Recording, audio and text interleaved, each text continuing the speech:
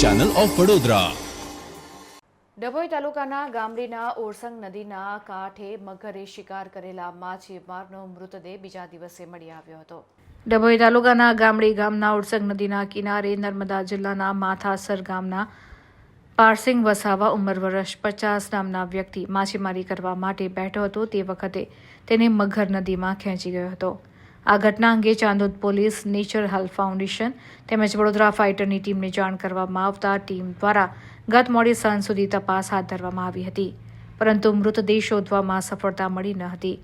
આજે વહેલી સવારે મગરે મોંમાંથી મૃતદેહ છોડતા નદીની બહાર કાઢવામાં આવ્યો હતો।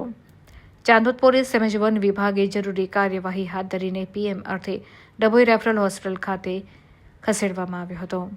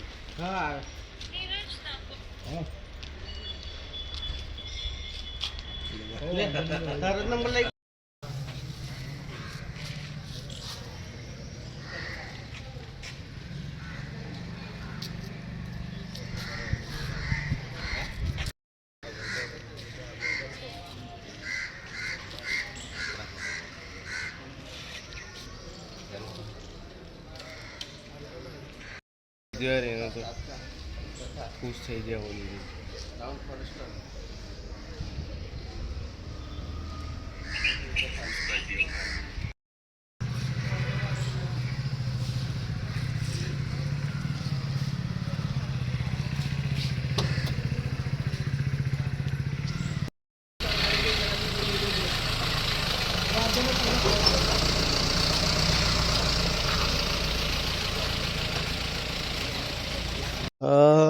ગામડી ઓરસંગ નદી ખાતે જે કિનારે ગઈકાલે 3:30 કલાકે અમને જે મેસેજ મળેલા હતા કે ખેત મજૂર છે તે નદી કિનારે ગયો હતો, તે દરમિયાન તેને મગર ખેંચી લઈ ગયો હતો। કાલે ભારે વન વિભાગ તેમજ પોલીસ ટીમ તેમજ એનડીઆરએફની ટીમ બધાએ ભારે જહેમત કરી, પરંતુ લાશ મળી આવેલ ન હતી।